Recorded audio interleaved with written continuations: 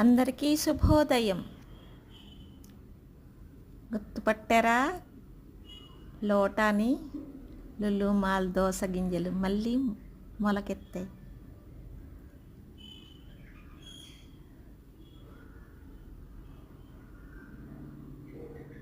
ఆకులు చూడండి, ఆకులు చూడండి.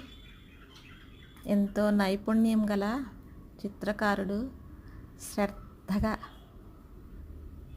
చిత్రలేఖనం గీసినట్టు లేవు. అన్నీ అద్భుతాలే.